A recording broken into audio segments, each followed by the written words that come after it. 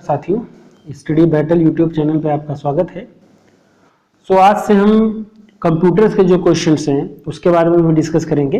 Computer के question जो इसमें दिए गए हैं जो मैं डिस्कस करूंगा वो जनरली जो डीएलएड थर्ड सेमेस्टर है आपका, यूपी डीएलएड थर्ड सेमेस्टर के जो ट्रेनिंग कोर्स है उसमें जो क्वेश्चंस आए हुए हैं प्रीवियस ईयर में उनको हम डिस्कस करेंगे।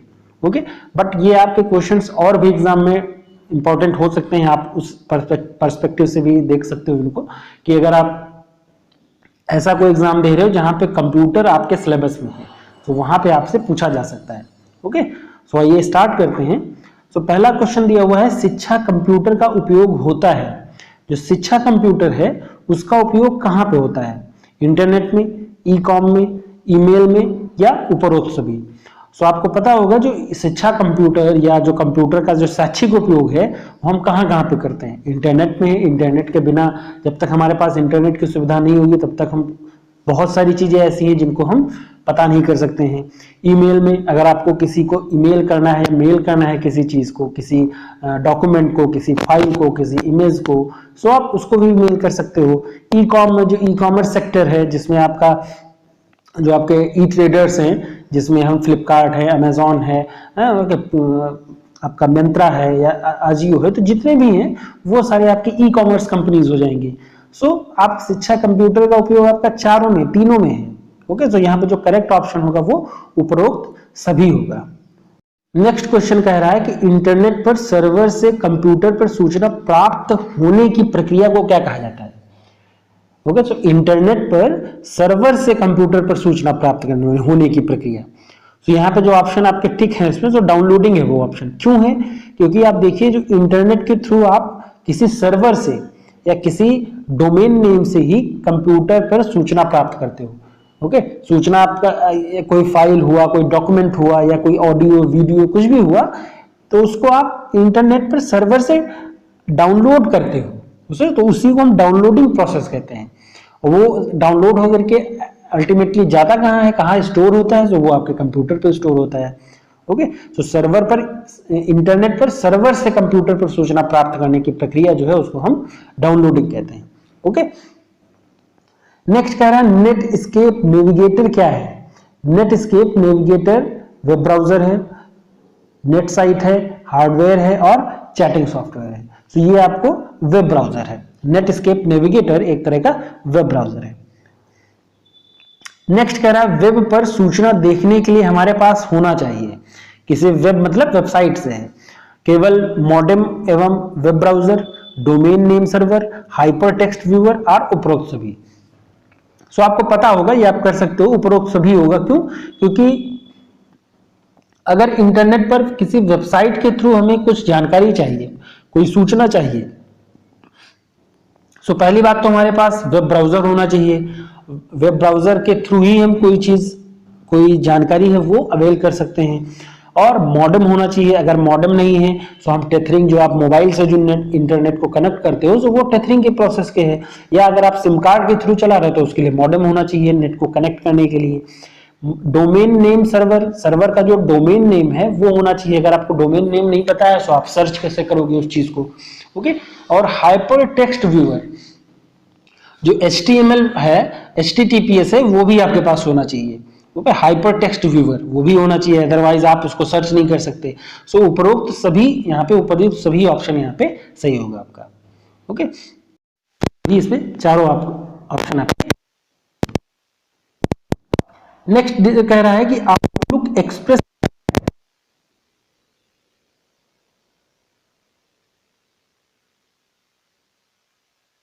इसमें सारे ऑप्शन ऑप्शन डी जो है उपयुक्त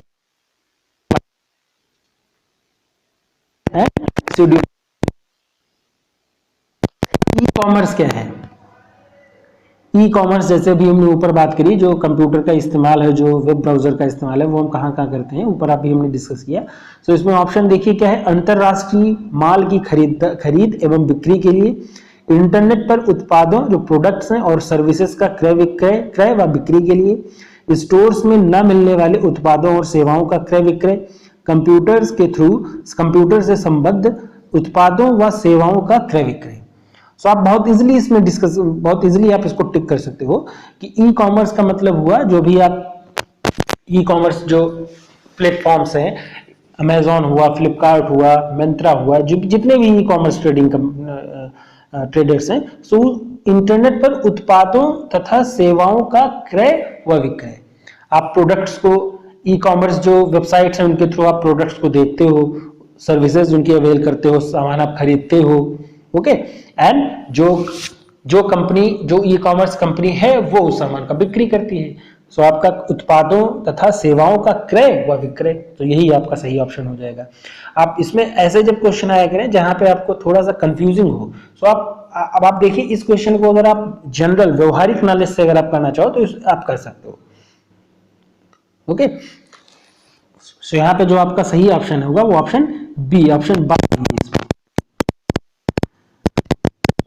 नेक्स्ट है सूचना को स्थानांतरित करने की प्रक्रिया कहा जाता है। जो इंफॉर्मेशन है उसको ट्रांसफर करने की कहते हैं प्रयोगशाला, संचार, उसको कम्युनिकेशन कहते हैं। ओके, एक्चुअली अगर आप सिलेबस को देखे हो, जो डीएलएड थर्ड सेमेस्टर में कंप्यूटर के सिलेबस ही जो इंफॉर्मेशन एंड कम्युनिकेशन टेक्नोलॉजी पे ही डिपेंडेंट है, उसको हम शॉर्ट फॉर्म में आईसीटी कह रहे हैं। सो आईसीटी पे ही डिपेंडेंट है आपके सारे जितने भी 5 या 6 चैप्टर्स हैं, तो सारे चैप्टर्स आपके आईसीटी पे ही डिपेंडेंट है थर्ड सेमेस्टर में। ओके, सो आपको जो क्वेश्चंस मिलेंगे इसमें वो इसी से रिलेटेड मिलेंगे, कम्युनिकेशन और इंफॉर्मेशन टेक्नोलॉजी से। ओके, सो सूचना को स्थानांतरित करने की, जो इंफॉर्मेशन है उसको ट्रांसफर करने की प्रोसेस को हम कम्युनिकेशन कहते हैं, हिंदी में जिसको हम संचार कहते हैं। ओके, सो यहाँ आपके सी जो सा ऑप्शन है वो आपका सही होगा। संचार की प्रक्रिया में मूल तत्व कौन से हैं? तो कम्युनिकेशन की प्रोसेस में जो फंडामेंटल एलिमेंट्स हैं जिनके बिना हम जो कम्युनिकेशन की प्रोसेस है वो कर ही नहीं सकते हैं। तो उसमें क्या होना चाहिए आपके पास? जो इंफॉर्मेशन है, इंफॉर्मेशन का सोर्स होना चाहिए, जो सूचना का स्रोत है वो आपके पास होना चाहिए, प्रसारण होना चाहिए। अगर आप उसको ट्रांसमिट नहीं कर पा रहे हो एक जगह से दूसरे जगह, तो उसको आप ट्रांसफर नहीं कर पा रहे हो तो भी नहीं आप कर सकते हो। प्लस अगर आप कोई इंफॉर्मेशन किसी सर्वर पे या किसी पर्सन को भेज रहे हो, सो अगर उसने उस चीज को रिसीव नहीं किया है, अगर उसकी प्राप्ति नहीं की है, सो वो भी आपके लिए संचार की प्रोसेस को हम सक्सेसफुल नहीं कहेंगे। ओके, सो उपयुक्त सभी, इसमें आपका संचार की जो प्रक्रिया में मूल तत्व आपके सूचना का स्रोत, प्रसारण, प्राप्ति। अब आप केवल इन जैसे पर्टिकुलर क्वेश्चन की बात करूं, इसी क्वेश्चन की संचार की प्रक्रिया में मूल स्रोत तत्व है, तो ये आपके यहाँ पे तो ऑब्जेक्टिव आ गया। ऑब्जेक्टिव में तो आपको पता है कि आपके पास ऑप्शन 4 भी है, आपको टिक करना रहेगा। बट अगर आप देखिए कि आपके जो डीएलएड में है वो आपके ऑब्जेक्टिव भी आते हैं, लघु भी आते हैं, अतिलघु भी आते हैं, वेरी शॉर्ट टाइप। तो जो बहुत अतिलघु टाइप के क्वेश्चन हैं उसमें भी इस तरह के क्वेश्चन आ सकते हैं। ओके, सो आप इसको केवल इस हिसाब से मत देखिए कि ये आपके लिए ऑब्जेक्टिव क्वेश्चंस हैं। ऑब्जेक्टिव तो है नो डाउट, बट यही समझिए एक नंबर में जो अतिलघुत्तरीय क्वेश्चन है वो आ जाए कि संचार की प्रक्रिया के मूल तत्व कौन कौन से हैं। अब चूंकि यहाँ पे आपको ऑप्शन तो दिया नहीं रहेगा, चूंकि अतिलघुत्तरीय है तो आपको लिखना रहेगा। सो अगर आपके माइंड में नहीं रहेगा कि कौन कौन सी चीजें हैं, सो आप इस तरह से देखिए उसको। ऑब्जेक्टिव तो है, ऑब्जेक्टिव क्वेश्चन दिया है कोई बात नहीं, बट आप उसको ऐसे भी समझिए कि अगर अतिलघुत्तरीय में आ जा रहा है तो हम उसको लिख भी सकें। ओके, तो सूचना का स्रोत, प्रसारण, प्राप्ति, ये तीनों आपके सूचना संचार के मूल स्रोत हैं। ओके, मूल तत्व तो आप कह सकते हो। नेक्स्ट क्वेश्चन कह रहा है सूचना का प्रसारण तथा प्राप्ति एक साथ संभव है। ये कह रहा है कि क्या सूचना और सूचना का प्रसारण मीन्स उसको रिले करना, टेलीकास्ट करना और उसको रिसीव करना एक साथ संभव है। वो कैसे संभव है? सिंप्लेक्स में, हाफ ड्यूप्लेक्स में और फुल ड्यूप्लेक्स में, या उपरोक्त सभी। सो फुल ड्यूप्लेक्स प्रोसेस में जो सूचना का प्रसारण तथा प्राप्ति एक साथ पॉसिबल है। ओके, नेक्स्ट कह रहा है प्रसार भारती का गठन कब हुआ था। अब इस तरह के जो सन वाले क्वेश्चन है ये आपके एग्जाम में पूछे जाते हैं जनरली। ओके, सो जो वर्ड्स वाले क्वेश्चंस हैं वो हम सारे क्वेश्चंस, आप जितने भी आपके सब्जेक्ट हैं उस सब में, आपका इतिहास का हो गया, भूगोल में हो गया, आपका जो सैद्धांतिक जो थ्योरेटिकल पेपर्स हैं उसमें जितने भी इस तरह के क्वेश्चंस होंगे उनको हम एक अलग वीडियो में डिस्कस करेंगे। बट यहाँ पे जो क्वेश्चंस आपको यहाँ पे मिल जाएंगे वो हम कर देंगे, बट जो ईयर वाले क्वेश्चन है वो हम एक पर्टिकुलर वीडियो में डिस्कस करेंगे। ओके, बट यहाँ पे चूंकि दिया हुआ है क्वेश्चन प्रसार भारती का गठन कब हुआ। अब इसमें आपको कोई लॉजिक तो लगाना नहीं, ऑब्वियसली आपको याद करना पड़ेगा। तो जो याद करने वाले क्वेश्चंस हैं वो हम एक अलग वीडियो में डिस्कस करेंगे। सो प्रसार भारती का गठन 23 नवंबर सन 1997 को हुआ है। तो आप किसी भी ट्रिक से या कैसे भी आपको याद करना पड़ेगा, क्योंकि टिक करने वाले क्वेश्चन है, सो आपको टिक करना पड़ेगा इसमें। ओके, 23 नवंबर 1997, ये डेट ध्यान रखिए। 23 नवंबर डेट देखिए, तीनों डेट जो है वो 23 नवंबर ही दी है, बट उनका जो सन है वो बदला हुआ है, वर्ष बदला हुआ है। ओके, तो 1997। एजुसैट का पूरा नाम क्या है? एजुसैट जो है वो एजुकेशनल सैटेलाइट है। ओके, एक तरह का उपग्रह, कृत्रिम उपग्रह है। इसको इसरो ने लॉन्च किया था। इसरो की सहायता से ये जो सैटेलाइट है एजुसैट, एजुकेशनल सैटेलाइट, वो कृत्रिम उपग्रह इसरो द्वारा लॉन्च किया गया था। ओके, तो यहाँ पे आपको केवल फुल फॉर्म ही पूछा गया है, बट इसको हम जब लघुत्तरी क्वेश्चंस को डिस्कस करेंगे या लघु डिस्कस करेंगे तो हम एजुसैट के बारे में और चीजें देखेंगे। क्वेश्चन, नेक्स्ट क्वेश्चन है, सॉफ्टवेयर के प्रमुख कितने भाग होते हैं? सॉफ्टवेयर के प्रमुख कितने प्रकार होते हैं? ओके, सो हार्डवेयर, सॉफ्टवेयर, दो तरह के सॉफ्टवेयर होते हैं। अब उसमें और भी आपके एप्लीकेशन सॉफ्टवेयर आ जाते हैं, और भी सॉफ्टवेयर कई तरह के होते हैं, बट मुख्य प्रकार आपके दो ही होते हैं, hardware and software. Office packages के प्रकार हैं। जो ऑफिस पैकेजेस हैं कितने प्रकार के होते हैं? ओपन ऑफिस, के ऑफिस और स्टार ऑफिस, या उपर्युक्त सभी। सो ऑफिस पैकेजेस में आपके तीनों ऑप्शन इसमें है, मतलब उपर्युक्त सभी आपका सही उत्तर होगा। स्टार ऑफिस, ओपन ऑफिस, के ऑफिस। अब इस तरह के क्वेश्चन मैंने पहले भी बताया कि जहां पे प्रकार टाइप के क्वेश्चन हैं, तो वो आप इस तरह से देखिएगा कि वो अगर अतिलघुत्तरी में भी आ जा रहे हैं तो आप उसको कर सको, कि अतिलघुत्तरी में आपको टिक नहीं करना पड़ेगा या ऑप्शन नहीं दिए होंगे, आपको वहां पे लिखना ही पड़ेगा। सपोज करिए पूछे कि ऑफिस पैकेज कितने प्रकार होते हैं, कि प्रकार लिखिए, तो आपको लिखना पड़ेगा कि ओपन ऑफिस, के office, star office. Okay, next कह रहा है टेली कॉन्फ्रेंसिंग डिवाइस कितने प्रकार की होती है? जो टेली कॉन्फ्रेंसिंग डिवाइस है, 2 तरह की, 3 तरह की, 4 प्रकार की, या 8 प्रकार की।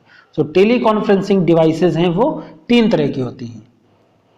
ओके, इसको हम डिस्कस करेंगे। ये जब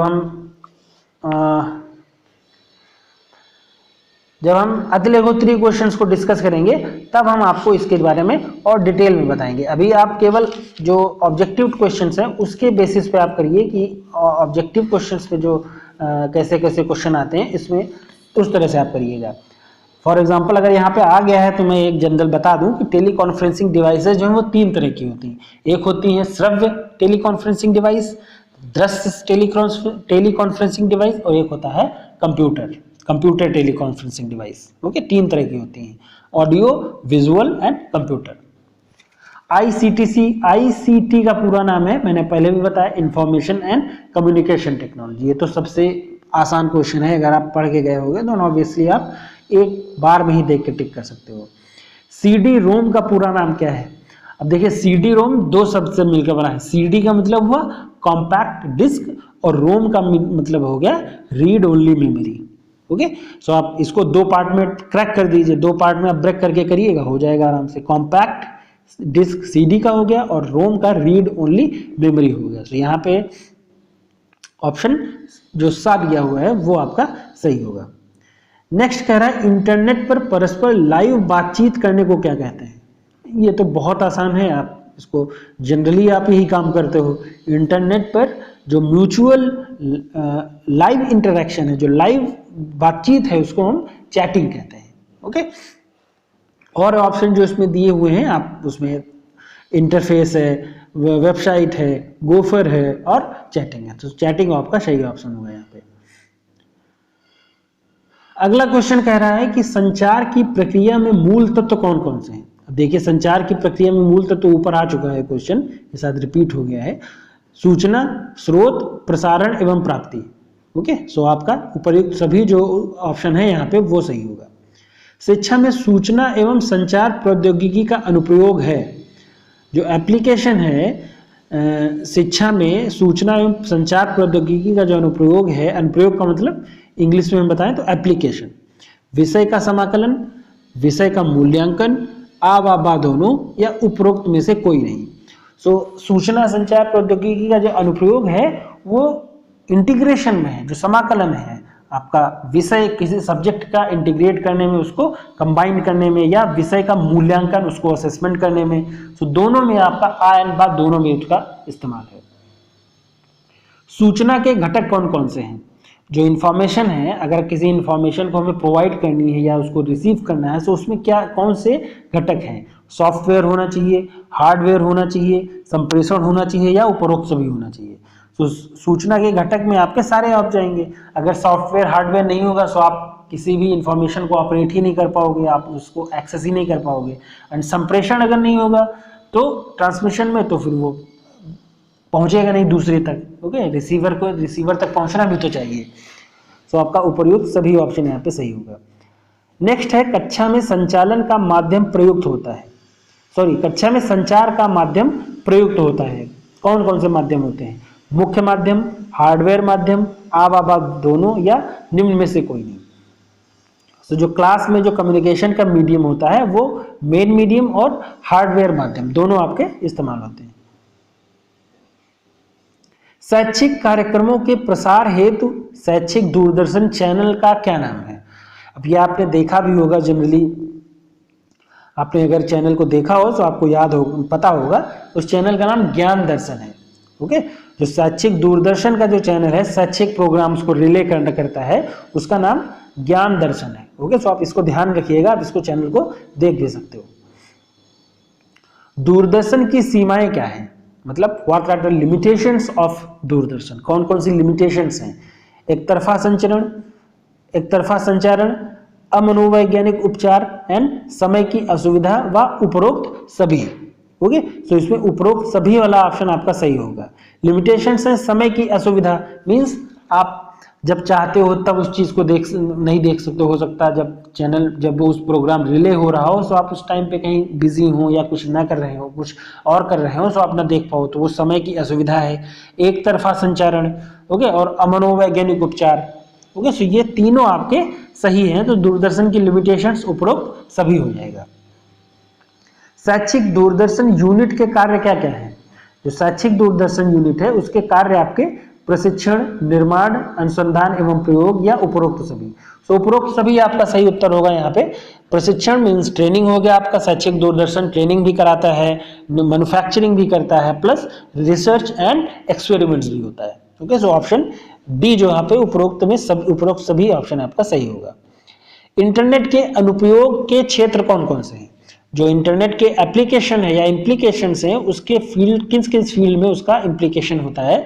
शिक्षा, मनोरंजन, सामाजिक नेटवर्किंग, या उपरोक्त सभी। सो आप सभी करते हो। एजुकेशन के फील्ड में हम इसको यूज करते हैं, एंटरटेनमेंट पॉइंट ऑफ व्यू से यूज करते हैं, प्लस जो सोशल नेटवर्किंग साइट्स हैं उस पर भी हम इंटरनेट का इस्तेमाल करते हैं। तो ऑप्शन डी यहाँ पे सही होगा। किसने शिक्षा के क्षेत्र में सर्वप्रथम डिजिटल प्रोजेक्ट विकास की गतिविधियों को स्थान दिलाया? जो डिजिटल प्रोजेक्ट विकास की गतिविधियां हैं उसको सर्वप्रथम स्थान किसने दिलाया था? तो वो आपका यहाँ पे ऑप्शन दिया हुआ है, फ्रैंक गैरी। ओके, सो इन्होंने डिजिटल प्रोजेक्ट विकास की गतिविधियों में शिक्षा के क्षेत्र में इनको स्थान दिलाया। ओके, भारत में प्रथम रेडियो स्टेशन का उद्घाटन कब हुआ? जो पहला रेडियो स्टेशन, वो भी इंडिया की बात हो रही है, सो वो 23 जुलाई 1927 को हुआ। अब मैंने पहले भी बताया, जो सन वाले क्वेश्चन है, वर्ष वाले क्वेश्चन है, उसको हम अलग से डिस्कस करेंगे। जितने वर्ष वाले टाइप के क्वेश्चन है वो एक वीडियो में आपको मिलेंगे, तो उससे कंफ्यूजन आपको नहीं होगा। ओके, बट यहाँ पे क्वेश्चन आ रहे हैं तो हम जब सेपरेटली आ रहे हैं तो सेपरेट में भी डिस्कस करेंगे, बट एक पर्टिकुलर वीडियो में उसको बात करेंगे। सो पहला रेडियो स्टेशन 23 जुलाई 1927, और जो उससे पहले जो क्वेश्चन आया था, प्रसार भारती का जो गठन हुआ वो कब हुआ? सो वो 23 नवंबर 1997 को, वो ऊपर क्वेश्चन आ चुका है। ओके, दूरदर्शन का शिक्षण में उपयोग करते हैं। जो दूरदर्शन है उसका जो टीचिंग है, टीचिंग में क्या यूज है? शुद्ध उच्चारण में, शुद्ध लेखन में, शुद्ध श्रवण में, या उपरोक्त सभी। तो तीनों में है। आप शुद्ध उच्चारण अगर आप दूरदर्शन में कोई प्रोग्राम देख रहे हो, अगर न्यूज प्रोग्राम है, कोई व्याख्यान है, कोई डायलॉग है, या कोई आपका प्रोग्राम कोई सिंपोजिया टाइप से या सेमिनार टाइप से अगर आप देख रहे हो, सो उसमें जो कोई बात कर रहा है, जो अपनी बात रख रहा है, सो आप उनके शुद्ध उच्चारण में आप उसको उस वीडियो को या उस प्रोग्राम को देख के अपने उच्चारण में इस्तेमाल कर सकते हो, उच्चारण को शुद्ध कर सकते हो। जो अगर कुछ लिख के वो बता रहे हैं, सो लेखनी में आप सुधार कर सकते हो। अगर आप केवल सुन रहे हो, अगर आप ट्रांजिस्टर के थ्रू या रेडियोस के थ्रू केवल सुन रहे हो, तो आप अपनी जो श्रवण शक्ति है उसमें भी आप सुन के भी उच्चारण को इस्तेमाल कर सकते हो, सुधार सकते हो। सो उपरोक्त सभी ऑप्शन आपका यहाँ पे सही होगा। शिक्षा के क्षेत्र में ऑनलाइन प्रवेश कराने वाली विधियां कौन कौन सी? वेबसाइटों का प्रयोग करके, लिंक्डइन सर्विसेज के द्वारा, फेसबुक पेजों की सहायता से, या उपरोक्त सभी। सो शिक्षा के क्षेत्र में जो ऑनलाइन प्रवेश है या आप जो ऑनलाइन मटेरियल पाते हो मोबाइल में इंटरनेट के थ्रू, सो वो आप वेबसाइट्स के थ्रू पा सकते हो। फेसबुक पेजेस, कई तरह के जो फेसबुक पेज चलते हैं फेसबुक पे, सो उनसे आप मटेरियल प्राप्त कर सकते हो, और लिंक्डइन सर्विसेज से भी आप कर सकते हो। तो उपरोक्त सभी आपका यहाँ पे ऑप्शन सही होगा। नेक्स्ट कह रहा है विद्यालय प्रबंधन में सूचना एवं संचार प्रौद्योगिकी की क्या उपयोगिता का क्षेत्र कौन सा है? जो विद्यालय प्रबंधन में छात्रों का संपूर्ण विकास, शैक्षिक पाठ्यक्रम की उपलब्धता, विद्यालय कर्मचारियों को दिशा निर्देश, या उपरोक्त सभी। सो सारे ऑप्शन आपके सही, उपरोक्त सभी आपका ऑप्शन सही होगा, उपरोक्त सभी। ओके, हम छात्रों का संपूर्ण विकास के लिए जो सूचना प्रौद्योगिकी तकनीक को उपयोग कर सकते हैं, शैक्षिक जो पाठ्यक्रम की उपलब्धता है उसको सुनिश्चित कर सकते हैं, और विद्यालय कर्मचारियों की को दिशा निर्देश हम दे सकते हैं इसी टेक्नोलॉजी के द्वारा। विद्यालय आंकड़ों की पारदर्शिता हेतु डिजिटाइजेशन के क्षेत्र हैं।